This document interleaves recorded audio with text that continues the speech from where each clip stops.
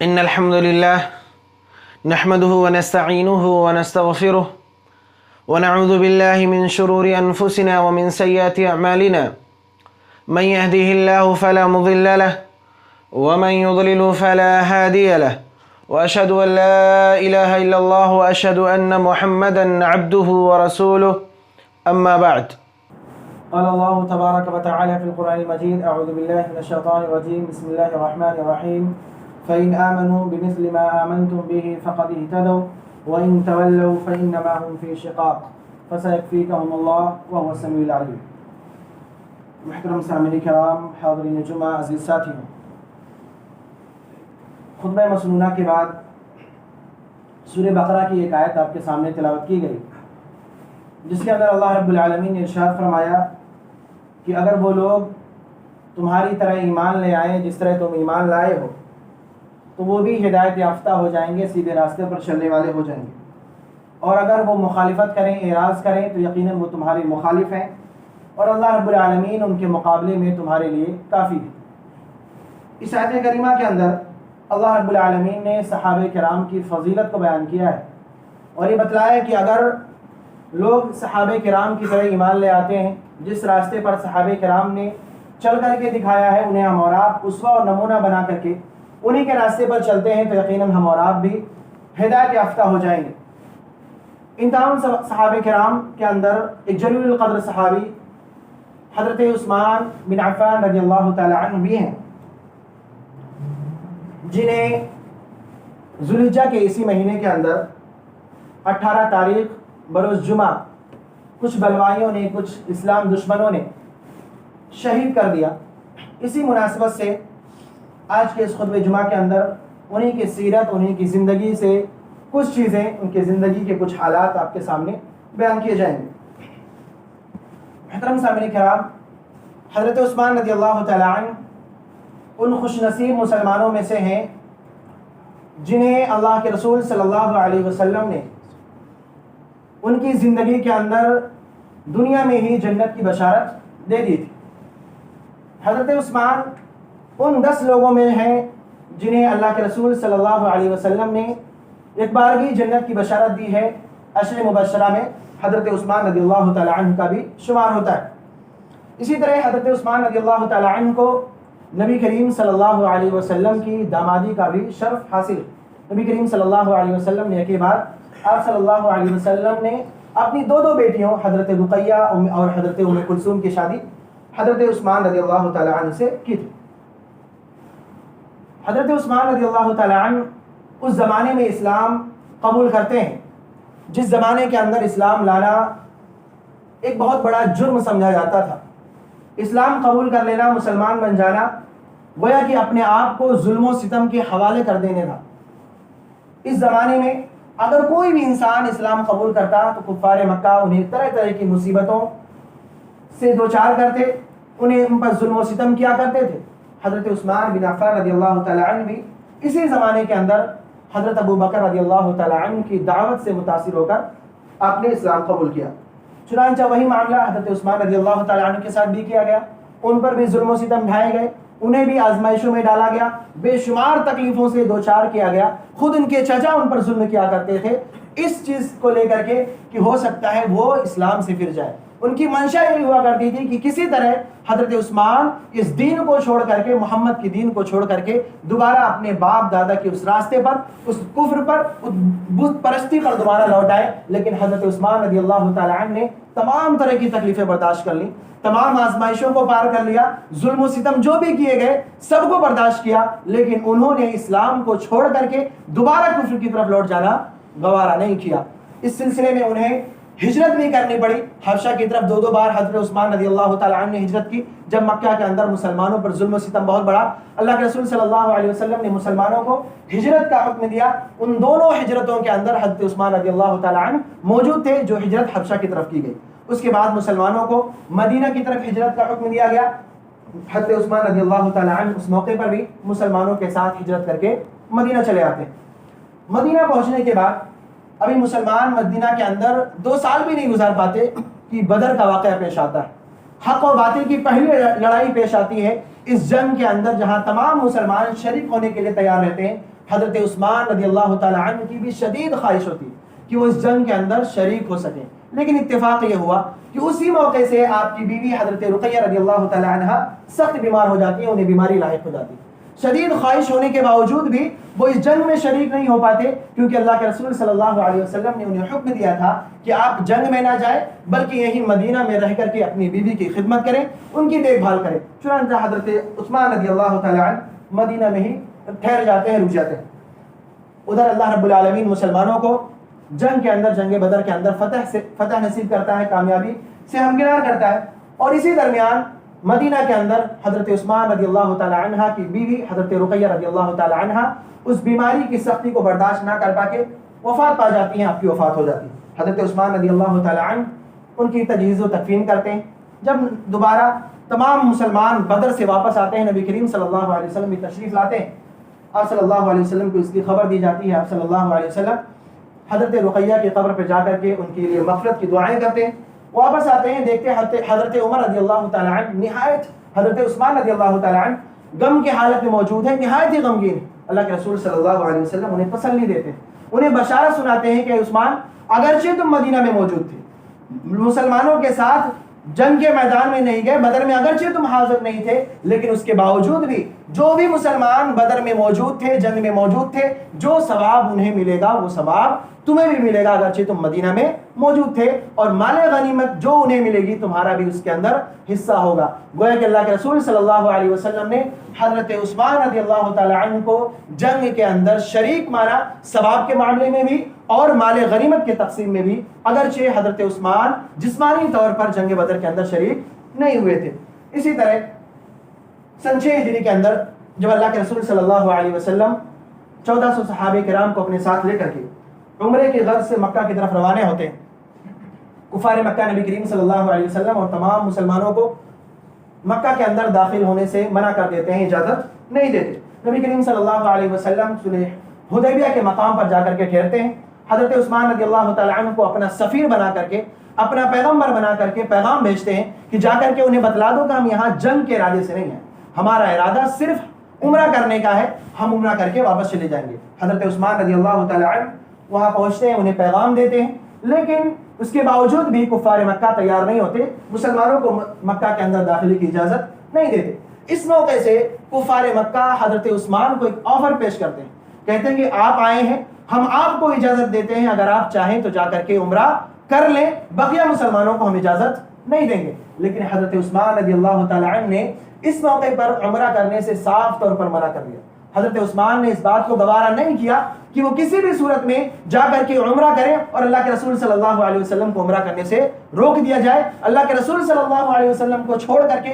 تنہا جا کر کے عمرہ کر لینا حضرت عثمان رضی اللہ تعالی عنہ کو گوارا نہیں ہوا۔ حضرت عثمان نے اس چیز سے صاف طور سے منع کر دیا۔ کفار مکہ نے انہیں وہاں روک کے رکھا، مسلمانوں کے درمیان یہ افواہ پھیل گئی کہ حضرت عثمان رضی اللہ تعالی عنہ کو قتل کر دیا گیا۔ نبی کریم صلی اللہ علیہ وسلم نے اپنے تمام ساتھیوں سے جو وہاں موجود تھے ان سے بیعت لی کہ حضرت عثمان کے قتل کا بدلہ لیا جائے گا۔ تمام مسلمانوں نے نبی کریم صلی اللہ علیہ وسلم کے ہاتھ پر اس بات کی بیعت کی، جسے بیعت رضوان کے نام سے جانا جاتا ہے۔ نبی کریم صلی اللہ علیہ وسلم کی اس بیعت کا بیعت رضوان کے نام سے جانا جاتا ہے، اور اس کا تذکرہ اللہ رب العالمین نے قرآن مجید کے اندر کیا، لقد رضی اللہ عن المؤمنین اذ یبایعونک تحت الشجرہ، کہ اللہ رب العالمین ان تمام مومنوں سے راضی ہے جن لوگوں نے اس درخت کے نیچے آپ سے بیعت کی تھی۔ اس آیت کریمہ کے اندر اللہ کے رسول سے اللہ رب العالمین نے تمام مومنوں سے اپنی خوشنودی کا اظہار کیا ہے کہ اللہ رب العالمین نے اس بات کا اظہار کیا کہ اللہ رب العالمین ان تمام مومنوں سے راضی ہے جن لوگوں نے بھی وہاں بیعت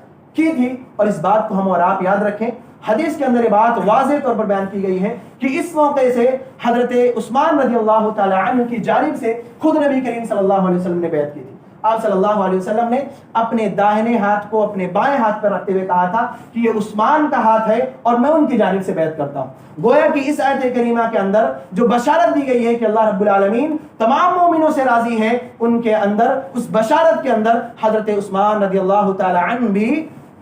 ثابت، اس بشارت کے اندر حضرت عثمان رضی اللہ تعالی عنہ بھی شامل ہوں گے۔ لہذا وہ تمام لوگ جو حضرت عثمان رضی اللہ تعالی عنہ کو برا بھلا کہتے ہیں، حضرت عثمان کو گالیاں دیتے ہیں، حضرت عثمان کو منافق شمار کرتے ہیں، ان تمام لوگوں کو چاہیے کہ یہ آیت کریمہ پڑھیں اس میں غور کریں اور دیکھیں جس صحابی کو وہ لوگ برا بھلا کہتے ہیں، جس صحابی کو وہ لوگ منافق گردانتے ہیں، اس صحابی کے بارے میں اللہ رب العالمین نے فرمایا ہے کہ اللہ رب العالمین ان سے راضی ہے۔ آج ایک بہت بڑا طبقہ ایسا موجود ہے جو صحابہ کرام کو گالیاں دیتا ہے، حضرت عثمان رضی اللہ تعالیٰ عنہ پر طعن و تشنیع کرتا ہے، انہیں برا بھلا کہتا ہے۔ ایسے بے شمار لوگ موجود ہیں اور انہیں برا بھلا کہنے کے لیے بہت سارے ہیلے اپناتا ہے۔ ایک بہت ہی مشہور شخصیت ہمارے درمیان موجود ہے جو اس بات کا دعویٰ کرتی ہے، بے شمار ہیلے بیان کر کے، لوگ ان کے بہت زیادہ فالوورز بھی موجود ہیں، وہ اس بات کو بیان کرتے ہوئے حضرت عثمان رضی اللہ تعالیٰ عنہ کی ذات میں طعن و تشنیع کرتے ہیں، ان کی شخصیت پر کیچڑ اٹھالنے کی کوشش کرتے ہیں کہ حضرت عثمان رضی اللہ تعالیٰ عنہ جنگ بدر میں شریک نہیں ہوئے۔ وہ یہ بات کہتے ہوئے حضرت عثمان کی شخصیت میں کوتاہی اور کمی کرنے کی کوشش کرتے ہیں کہ حضرت عثمان رضی اللہ تعالیٰ عنہ جنگ احد سے بھاگنے والے مسلمانوں میں شریک تھے۔ حالانکہ یہ بات اگرچہ صحیح ہے، اگرچہ یہ حدیث سے ثابت ہے، لیکن جو بھی لوگ اس بات کو بیان کرتے ہیں ان کے پیچھے ان کا مقصد کیا ہے؟ اگر آپ کوئی چیز بیان کر رہے ہیں تو آپ کو چاہیے کہ تمام چیزیں آپ واضح کر کے بیان کریں۔ یہ بات برحق ہے کہ حضرت عثمان رضی اللہ تعالیٰ عنہ جنگ بدر میں شریک نہیں تھے، لیکن اس کے پیچھے کی وجہ کیا تھی؟ اللہ کے رسول صلی اللہ علیہ وسلم کا حکم تھا، اپنی مرضی سے جنگ بدر سے پیچھے نہیں ہٹے تھے۔ اللہ کے رسول صلی اللہ علیہ وسلم نے انہیں روکا تھا، اپنی بیوی کی خدمت کے لیے مدینہ کے اندر رکنے کا حکم دیا تھا، جس کی وجہ سے وہ بدر میں شریک نہیں ہوئے۔ رہا جنگ احد کے اندر اس موقع پر جو مسلمان جنگ احد سے بھاگ کھڑے ہوئے تھے، حضرت عثمان کا بھی اس کے اندر موجود ہونا، تو یاد رکھیں اگرچہ حضرت عثمان سے اور بقیہ مسلمانوں سے اس وقت وہ غلطی ہوئی، لیکن اللہ رب العالمین نے ان تمام مسلمانوں کی اس غلطی کو معاف فرمایا۔ قرآن مجید کے اندر اللہ رب العالمین فرماتا ہے ان الذين تولوا منكم يوم التقى الجمعان انما استزلهم الشيطان ببعض ما كسبوا ولقد عفى الله عنهم۔ اللہ رب العالمین نے اس پورے واقعے کو بیان کرتے ہوئے کہا وَلَقَدْ عَفَى اللَّهُ عَنْهُمْ، اللہ رب العالمین نے ان کے تمام گناہوں کو معاف فرما دیا۔ جو بھی غلطی ان سے سرزد ہوئی تھی اللہ رب العالمین نے اس غلطی کو معاف فرما دیا۔ تو پھر ہم اور آپ کون ہوتے ہیں اس بات کو بنیاد بنا کر کے ان کے اوپر طعن و تشنیع کرنے کے والے؟ ہم اور آپ کون ہوتے ہیں کہ ہم اور آپ اس بات کو بنیاد بنا کر کے انہیں برا بھلا کہیں یا ان کی شخصیت میں کسی طرح کی کوئی کوتاہی، کوئی کمی نکالنے کی کوشش کریں، جب اللہ رب العالمین نے خود ان تمام لوگوں کو معاف فرما دیا تھا۔ یقیناً یہ چیز ہمارے اور آپ کے لیے کسی بھی طرح جائز اور درست نہیں ہو سکتی۔ کوئی بھی مسلمان ایسا کرنے کے لیے کبھی تیار نہیں ہو سکتا۔ جو بھی یہ کام انجام دیتے ہیں یا تو ان کے دلوں کے اندر ایمان نہیں ہے یا پھر ان کا اسلام سے کوئی تعلق نہیں ہے، ان کا مقصد لوگوں کو گمراہ کرنا ہے۔ ہمیں اور آپ کو ایسے تمام لوگوں سے دوری بنا کر کے رکھنا چاہیے، ایسے لوگوں سے ہمیشہ دور رہنا چاہیے۔ حضرت عثمان رضی اللہ تعالیٰ عنہ کی وہ شخصیت ہے جن کے بارے میں اللہ کے رسول صلی اللہ علیہ وسلم نے بے شمار فضیلتیں بیان کی۔ اللہ کے رسول صلی اللہ علیہ وسلم کی زبانی، اللہ کے رسول صلی اللہ علیہ وسلم نے ان کی زندگی کے اندر ہی انہیں جنت کی بشارت دی۔ اللہ کے رسول صلی اللہ علیہ وسلم نے انہیں اپنی زبان مبارک سے ان کے بارے میں بات فرمایا ہے کہ اخلاق کے معاملے میں مجھ سے سب سے زیادہ مشابہ اگر کوئی ہے تو عثمان ہے۔ ایسی شخصیت کے بارے میں اگر ہم اور آپ غلط بات کریں تو یقیناً ہمارے اور آپ کے لیے کسی طرح جائز اور درست نہیں ہو سکتا۔ حضرت عثمان رضی اللہ تعالیٰ عنہ کے اندر حیا اور شرم کی ایک بڑی خوبصورت صفت موجود تھی۔ ان کے اندر شرم و حیا کوٹ کوٹ کر کے بھری ہوئی تھی۔ حضرت یہاں تک کہ نبی کریم صلی اللہ علیہ وسلم نے یہاں تک فرمایا ہے کہ میری امت کے اندر سب سے زیادہ شرم و حیا کرنے والا اگر کوئی ہے تو وہ عثمان ہے۔ اسی طرح حضرت عائشہ رضی اللہ تعالیٰ عنہ بیان فرماتی ہیں کہ ایک موقع سے نبی کریم صلی اللہ علیہ وسلم ان کے ساتھ ان کے گھر میں موجود تھے۔ آپ صلی اللہ علیہ وسلم بستر پر تھے، آپ کا پیر کھلا ہوا تھا۔ حضرت ابو بکر صدیق رضی اللہ تعالیٰ عنہ ملاقات کی غرض سے آئے، آپ صلی اللہ علیہ وسلم نے انہیں اجازت دے دی اور اسی حالت میں بیٹھے رہے۔ حضرت عمر آتے ہیں، اسی حالت میں اللہ کے رسول بیٹھے رہے اور انہیں اجازت دے دی۔ لیکن جب حضرت عثمان رضی اللہ تعالیٰ عنہ آئے، آپ صلی اللہ علیہ وسلم سیدھے ہو کر کے بیٹھ گئے اور جو پاؤں آپ صلی اللہ علیہ وسلم کا کھلا ہوا تھا آپ صلی اللہ علیہ وسلم نے اسے ڈھک لیا۔ حضرت عائشہ رضی اللہ تعالیٰ عنہ نے بعد میں ان سے سوال کیا، اللہ کے رسول آخر معاملہ کیا تھا؟ ابو بکر آئے، عمر آئے، آپ اسی حالت میں بیٹھے رہے، لیکن جب حضرت عثمان آئے تو آپ نے اپنے پیر کو ڈھک کیوں لیا؟ تو اللہ کے رسول صلی اللہ علیہ وسلم نے فرمایا کیا میں اس شخص سے حیا نہ کروں، کیا میں اس شخص سے شرم و حیا نہ کروں جس شخص سے فرشتے بھی حیا کرتے ہیں؟ یقین مانے یہ حضرت عثمان رضی اللہ تعالیٰ عنہ کی ایک بہت بڑی صفت تھی جو آج ہمارے اندر موجود نہیں ہے۔ ہمیں اور آپ کو حضرت عثمان سے یہ سیکھنا چاہیے، شرم و حیا کا سبق ہمیں اور آپ کو ان کی زندگی سے سیکھنا چاہیے۔ حضرت عثمان رضی اللہ تعالیٰ عنہ کے بارے میں آتا ہے کہ اگر وہ اپنے گھر کے اندر بھی ہوتے، دروازہ بند بھی ہوتا تھا تو غسل کرتے وقت اپنا کپڑا نہیں اتارا کرتے تھے، اتنی شرم و حیا ان کے اندر موجود تھی۔ ہمیں اور آپ کو بھی چاہیے کہ اس طرح کی شرم و حیا اپنی زندگی کے اندر داخل کریں۔ حضرت عثمان رضی اللہ تعالیٰ عنہ نہایت ہی متقی پرہیزگار شخصیت کے حامل تھے. آپ راتوں کو اٹھ کر کے تہجد کی نماز پڑھا کرتے تھے, قرآن مجید کی تلاوت کیا کرتے تھے, نفلی روزوں کا زیادہ سے زیادہ اہتمام کیا کرتے تھے. یہاں تک کہ حضرت ابن عمر رضی اللہ تعالیٰ عنہ بیان فرماتے ہیں کہ اللہ رب العالمین نے قرآن مجید کے اندر جو آیت فرمائی ہے امن هو قانت آناء الليل ساجد وقائم يحذر الآخرة ويرجو رحمت ربی, کہ وہ بندہ جو راتوں کو جاگ کر کے اللہ رب العالمین کی عبادت میں وقت گزارتا ہے, اللہ رب العالمین کی بنائی ہوئی آخرت سے گھبراتا ہے اور اللہ رب العالمین کی رحمت سے امید رکھتا ہے. اللہ رب العالمین نے اس آیت کریمہ کے اندر جس بندے کا تذکرہ کیا ہے اس جیسا انسان اگر آپ کو دیکھنا ہے تو حضرت عثمان رضی اللہ تعالیٰ عنہ کو دیکھ لے. یہ حضرت ابن عمر رضی اللہ تعالیٰ عنہ کا قول ہے. اس سے ہمیں اور آپ کو اندازہ لگ جانا چاہیے کہ حضرت عثمان رضی اللہ تعالیٰ عنہ کتنے متقی, کتنے پرہیزگار شخص تھے. اللہ کے رسول صلی اللہ علیہ وسلم سے ایسی بے شمار حدیثیں موجود ہیں جہاں سے ان کی فضیلت کا اندازہ ہوتا ہے. اسی طرح حضرت عثمان رضی اللہ تعالیٰ عنہ کو اللہ رب العالمین نے بے شمار مال و دولت سے نوازا تھا. چند ایک مسلمان جو زمانے میں مالدار تھے ان کے اندر حضرت عثمان رضی اللہ تعالیٰ عنہ کا بھی شمار تھا. چونکہ ان کے والد تاجر تھے, تجارت کا سارا ہنر انہوں نے وہیں سے سیکھا تھا اور تجارت کرتے ہوئے اللہ رب العالمین نے انہیں بے شمار مال و دولت سے نوازا تھا. لیکن اس دولت کے باوجود ان کے اندر کہیں بھی غرور, گھمنڈ, تکبر جیسی چیزیں نہیں تھیں. وہ ایک سادہ زندگی گزارتے تھے, عام انسانوں جیسی زندگی گزارتے تھے, اور اللہ رب العالمین کی اس نعمت کو جو اللہ رب العالمین نے انہیں دے رکھا تھا اس کو اللہ رب العالمین کے راستے میں بہت زیادہ خرچ کیا کرتے تھے. بے شمار ایسے واقعات موجود ہیں جس کے اندر ہم اور آپ دیکھیں گے کہ کس طرح حضرت عثمان رضی اللہ تعالیٰ عنہ نے اپنے مال کو, اپنی دولت کو اللہ رب العالمین کے راستے میں خرچ کیا. جب مسلمان مدینہ تشریف لائے, ہجرت کر کے مدینہ آتے ہیں, ان کو پانی کے لیے پریشانی ہو رہی تھی, دقت ہو رہی تھی. ایک کنواں تھا بیر روما کے نام سے جو ایک یہودی کی ملکیت تھی. اللہ کے رسول صلی اللہ علیہ وسلم کے حکم پر حضرت عثمان رضی اللہ تعالیٰ عنہ نے اس کنویں کو خریدا اور مسلمانوں کے لیے وقف کر دیا تاکہ مسلمانوں کو پانی کے معاملے میں کوئی دقت, کوئی پریشانی نہ ہو. اسی طرح جب جنگ تبوک کا موقع آیا وہ وقت ایسا تھا مسلمانوں کے پاس مال و دولت کی قلت تھی. راستہ چونکہ بہت لمبا تھا, دشوار گزار تھا, مسلمانوں کے پاس سامان نہیں تھے, سواریاں موجود نہیں تھی, جنگ کی تیاری میں بڑی پریشانی کا سامنا کرنا پڑ رہا تھا. ایسے موقع سے اللہ کے رسول صلی اللہ علیہ وسلم نے جنگ کی تیاری کے لیے جو مال و دولت, جو سواریاں درکار تھیں صحابہ کرام کے درمیان اس چیز کا اعلان کیا کہ جو بھی اس کے اندر جو بھی خرچ کرنا چاہتا ہے وہ لا کر کے اللہ کے رسول صلی اللہ علیہ وسلم کے پاس,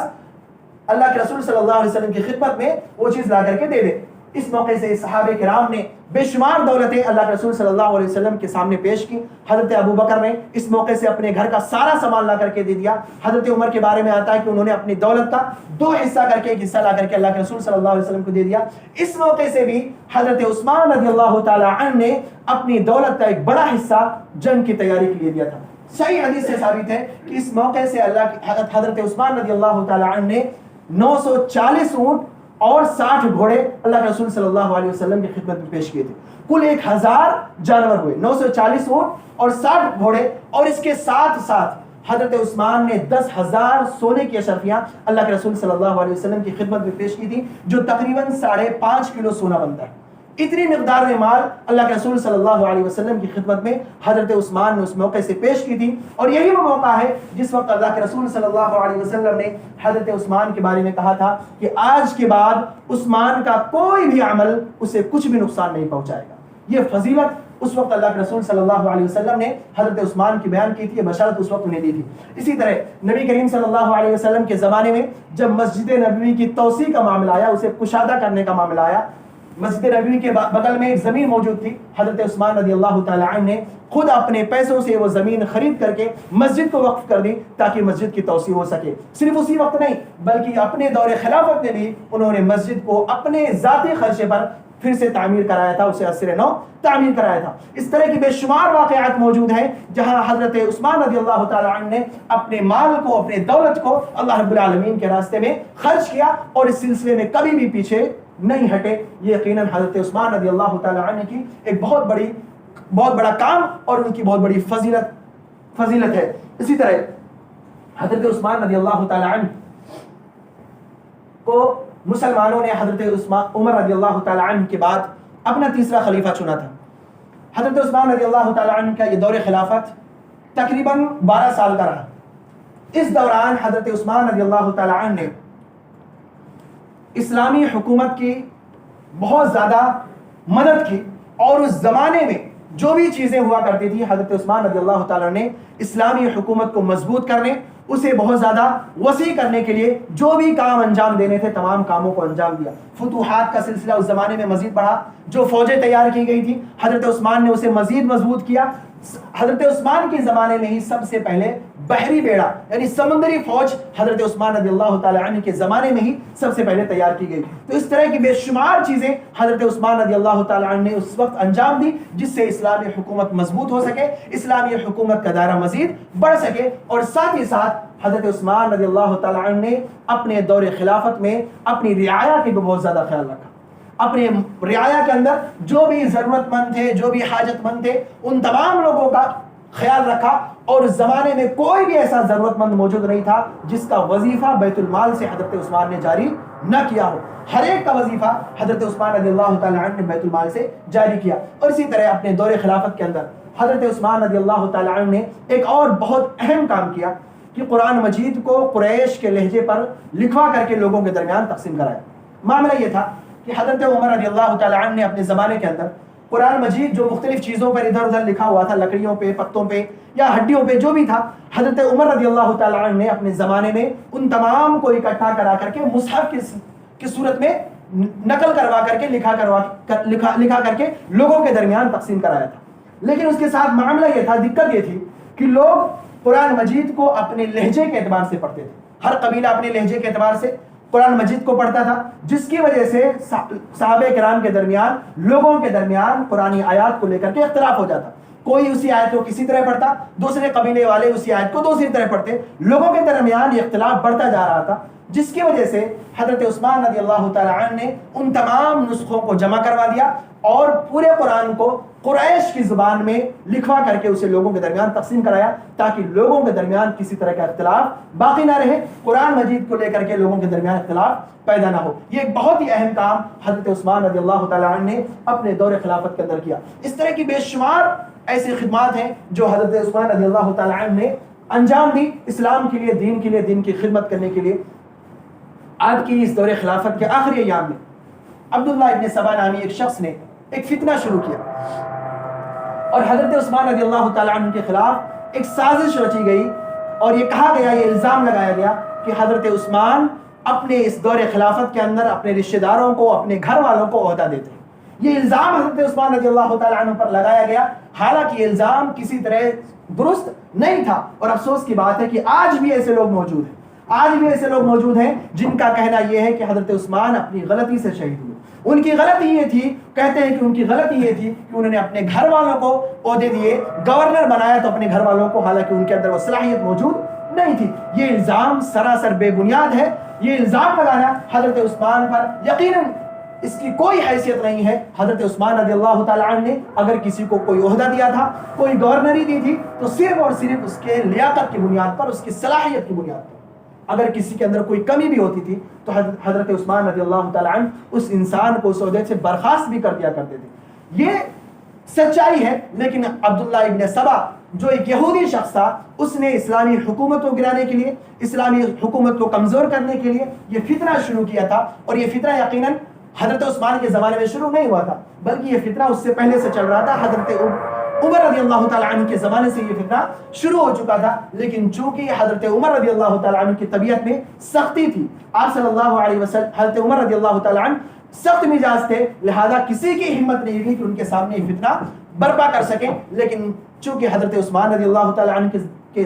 طبیعت کے اندر سختی نہیں تھی، وہ سنجیدہ مزاج تھے، ان کے ہاں اتنی سختی موجود نہیں تھی، لہذا اس فتنے کو پلٹنے کا موقع ملا، اور یہ فتنہ دھیرے دھیرے اتنا بڑھتا چلا گیا کہ یہ فتنہ مصر سے ہوتے ہوئے مدینہ منورہ تک پہنچ گیا، یہاں تک کہ حضرت عثمان رضی اللہ تعالیٰ عنہ کو ان کے گھر کے اندر قید کر دیا گیا۔ 40 دنوں تک حضرت عثمان رضی اللہ تعالیٰ عنہ اپنے گھر کے اندر قید رہے۔ یاد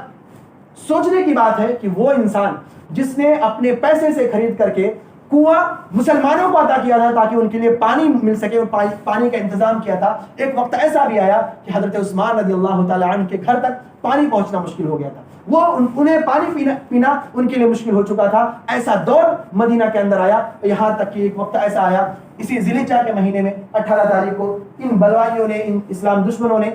جنہوں نے یہ فتنہ برپا کیا تھا، حضرت عثمان رضی اللہ تعالیٰ عنہ کو ان کے گھر کے اندر گھس کر کے انہیں شہید کر دیا۔ یہ وہ موقع تھا جہاں اللہ کے رسول صلی اللہ علیہ وسلم کی ایک اور پیشن گوئی جو اللہ کے رسول نے حضرت عثمان رضی اللہ تعالیٰ عنہ کے بارے میں بیان فرمائی تھی، وہ سچ ثابت ہوئی۔ اللہ کے رسول صلی اللہ علیہ وسلم نے ایک موقع سے، جب آپ صلی اللہ علیہ وسلم پہاڑ پر موجود تھے، آپ کے ساتھ ابو بکر، عمر اور عثمان موجود تھے، آپ صلی اللہ علیہ وسلم نے اس وقت پہاڑ سے کہا تھا جب پہاڑ ہلنے لگا تھا کہ اے پہاڑ ٹھہر جا کہ تجھ پر ایک نبی، ایک صدیق اور 2 شہید بیٹھے ہیں۔ اللہ کے رسول صلی اللہ علیہ وسلم نے ان کی زندگی میں ہی انہیں شہادت کی بشارت دے دی تھی، اور اسی ذی الحجہ کے مہینے میں ان بلوائیوں کے ہاتھوں حضرت عثمان رضی اللہ تعالیٰ عنہ کو شہید کر دیا گیا۔ تو یہ حضرت عثمان رضی اللہ تعالیٰ عنہ کی زندگی کے کچھ جھلکیاں ہیں۔ سیرت تو بہت لمبی ہے، لیکن مختصر وقت میں کچھ جو چیزیں آپ کے سامنے بیان ہو سکتی تھی وہ بیان کر دی گئیں۔ ہمیں اور آپ کو چاہیے کہ ہم اور آپ ان کی زندگیوں کو پڑھیں، ان کی سیرت کو پڑھیں، اور جو تعلیمات ہمیں اور آپ کو یہاں سے ملتی ہیں ان تعلیمات کو ہم اور آپ حاصل کریں۔ حضرت عثمان رضی اللہ تعالیٰ عنہ کی زندگی سے ہمیں اور آپ کو جو سب سے بڑا سبق ملتا ہے، خصوصاً نوجوانوں کو، کہ وہ اپنے اندر شرم و حیا ہمیشہ برقرار رکھیں، شرم و حیا کی جو صفت ہے وہ اپنے اندر پیدا کریں، خواہ حالات کیسے کیوں نہ ہو۔ حضرت عثمان رضی اللہ تعالیٰ عنہ زمانے جاہلیت کے اندر بھی، جہاں زنا، بدکاری اور بے حیائی عام تھی، اس زمانے کے اندر بھی شرم و حیا ان کے اندر، وہ صفت ان کے اندر موجود تھی، کبھی بھی ان غلاظتوں کی طرف، ان برائیوں کی طرف نہیں گئے۔ تو ہمیں اور آپ کو بھی چاہیے کہ اس صفت کو اپنے اندر پیدا کریں۔ اسی طرح آپ کی زندگی سے یہ بھی سبق ملتا ہے کہ مال و دولت کا ہونا ہمارے اور آپ کے لیے کوئی بہت بڑی زحمت کی بات نہیں ہے، یہ برا نہیں ہے، لیکن ہم اور آپ اگر اس کا صحیح استعمال کریں، ہم اور آپ کو اگر اللہ نے مال و دولت دیا ہے، ہم نے کمایا ہے، ہم اس کا صحیح استعمال کریں تو یہ ہمارے اور آپ کے لیے بہت بڑی نعمت ہے۔ اس کے ذریعے ہم اور آپ اللہ رب العالمین کی رضامندی کو، اس کی خوشنودی کو کما سکتے ہیں، اللہ رب العالمین کی جنت کو کما سکتے ہیں۔ اسی طرح ہمارے اور آپ کے لیے یہ بھی سبق آپ کی زندگی کے اندر سے ملتا ہے کہ ہم اور آپ اللہ رب العالمین کی کتاب سے اپنے تعلق کو ہمیشہ جوڑ کر کے رکھیں۔ حضرت عثمان رضی اللہ تعالیٰ عنہ کا یہ معاملہ تھا کہ آپ قرآن مجید کی تلاوت بہت زیادہ کیا کرتے تھے، یہاں تک کہ جس وقت آپ کو شہید کیا گیا اس وقت بھی حضرت عثمان رضی اللہ تعالیٰ عنہ قرآن مجید کی ہی تلاوت کر رہے تھے۔ اور حضرت عثمان رضی اللہ تعالیٰ عنہ کا ہی قول ہے، فرماتے ہیں کہ مجھے یہ بات بالکل پسند نہیں کہ میری زندگی کا کوئی ایک دن گزر جائے اور میں اس دن میں قرآن مجید کی تلاوت نہ کروں۔ تو آپ کی زندگی سے ہمیں اور آپ کو یہ بھی سبق ملتا ہے کہ ہم اور آپ اپنے تعلق سے، قرآن مجید سے اپنے تعلق کو جوڑ کر کے رکھیں، کیونکہ اسی میں ہمارے اور آپ کی کامیابی ہے، اسی کے ذریعے ہم اور آپ کامیاب ہو سکتے ہیں۔ اس کے علاوہ اور بھی بہت سارے اسباب ہیں جو ہم اور آپ اگر ان کی سیرتوں کو پڑھتے ہیں، ان کی زندگیوں کو پڑھتے ہیں تو ہمیں اور آپ کو ملے گا۔ ضرورت اس بات کی ہے کہ ہم اور آپ ان صحابہ کرام کی زندگیوں کو پڑھیں اور ان کے اندر موجود تعلیمات پر عمل کرنے کی کوشش کریں۔ اللہ رب العالمین ہم تمام مسلمانوں کو صحابہ کرام کی زندگیوں سے ملنے والے تعلیمات کو اپنانے اور ان کے راستے پر چلنے کی توفیق عطا فرمائے۔ اللہ رب العالمین ہم تمام مسلمانوں کو توفیق دے کہ ہم صحابہ کرام کو اپنا اسوہ اور نمونہ بنا کر کے دین پر عمل کریں۔ اللہ رب العالمین تو ہمیں توفیق دے کہ ہم جب تک اس دنیا کے اندر زندہ رہیں، ایمان پر رہیں، نیکیوں کو انجام دیتے رہیں اور ہم تمام طرح کی برائیوں اور غلاظتوں سے اپنے آپ کو دور رکھیں۔ اللہ رب العالمین جب تک ہمیں اس دنیا کے اندر زندہ رکھ، ایمان پر رکھ، اسلام پر رکھ، اور جب ہمارا خاتمہ ہو تو ایمان پر ہو۔ آمین۔ تقبل رب العالمین۔